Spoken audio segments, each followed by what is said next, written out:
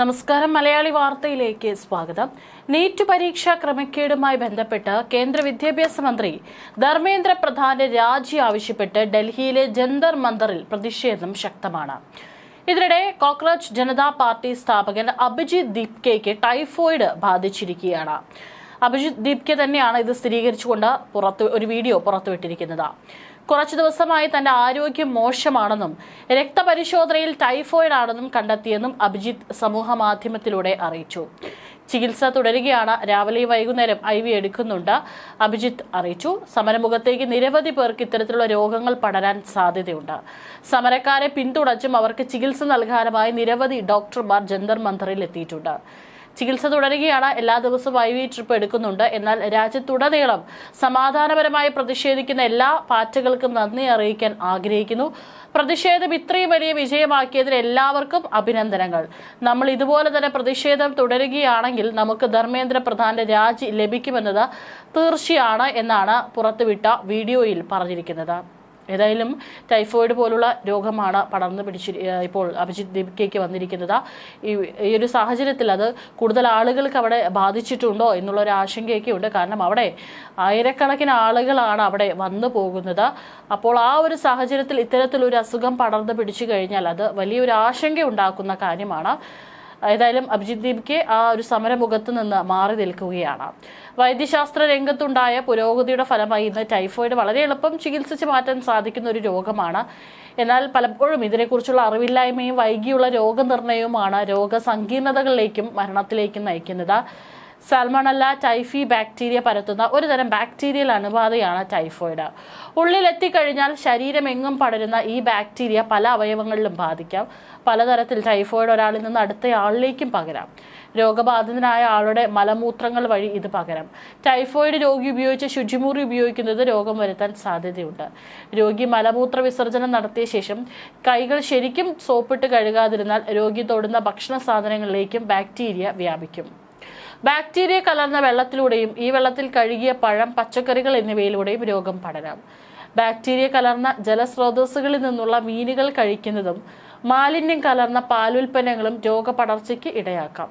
Typhoid രോഗിയുമായുള്ള oral anal ലൈംഗിക ബന്ധവും bacteria പടരാൻ കാരണമാകും.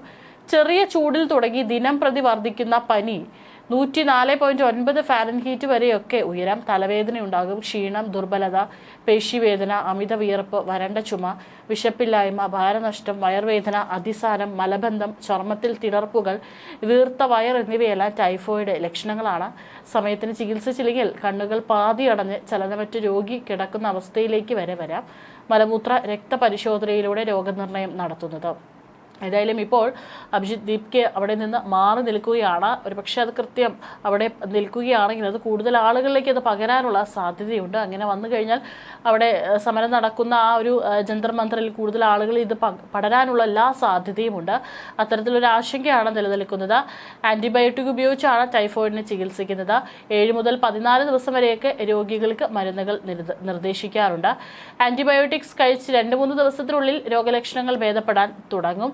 പിടിപെടാതിരിക്കാൻ എപ്പോഴും ശുചിയായ വെള്ളം മാത്രം കുടിക്കുക. അതുപോലെ തന്നെ പലതരത്തിലുള്ള പ്രതിരോധ മാർഗങ്ങൾ, കൈകൾ ഇടയ്ക്കിടെ സോപ്പിട്ട് കഴുകാനും ശ്രദ്ധിക്കുക.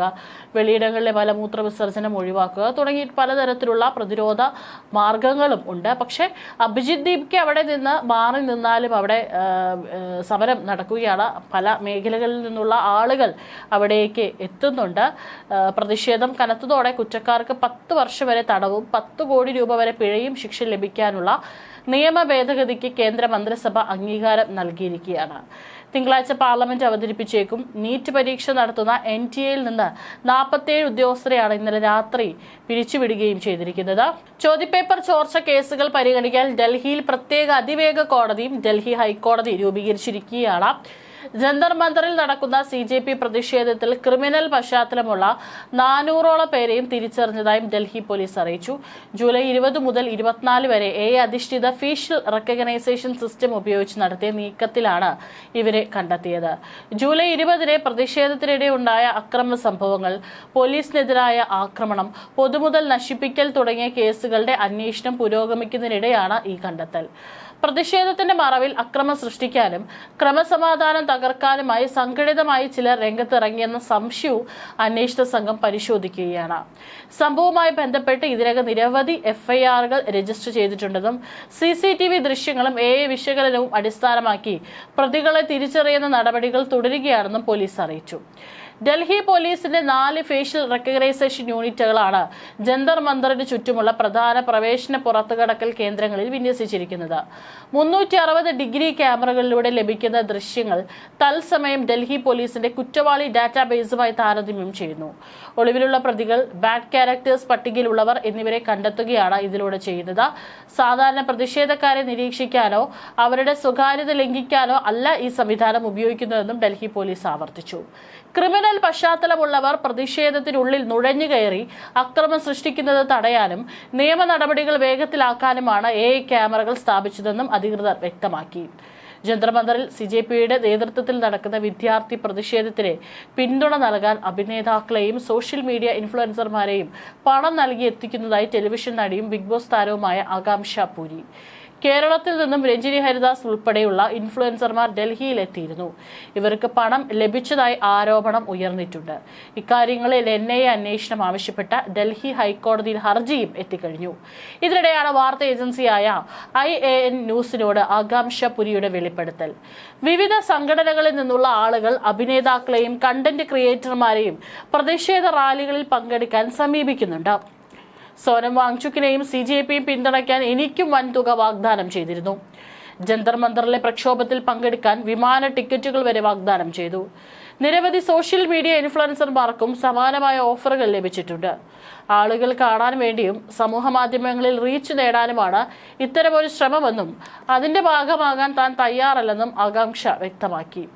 ശരിയായ കാര്യത്തെ പിന്തുണയ്ക്കുക എന്നതാണ് പ്രധാനം. അതിനെ മാർക്കറ്റിംഗ് ഉപാധിയാക്കരുത്, അതിലൂടെ പണം സമ്പാദിക്കരുത്. നിരവധി അഭിനേതാക്കളെയും കണ്ടന്റ് ക്രിയേറ്റർമാരെയും പ്രതിഷേധങ്ങളിൽ പങ്കെടുക്കാൻ വിവിധ ഗ്രൂപ്പുകൾ സമീപിക്കുന്നതായി തനിക്കറിയാം. താൻ അതിന്റെ ഭാഗമാകില്ല എന്നാണ് ആകാംക്ഷ പറഞ്ഞിരിക്കുന്നത്. രാജ്യ തലസ്ഥാനത്തെ പ്രതിഷേധങ്ങൾക്ക് പിന്നിൽ പണം മുടക്കിയുള്ള ആസൂത്രിത ഗൂഢാലോചന എന്ന ആരോപണം ശക്തമാണ്.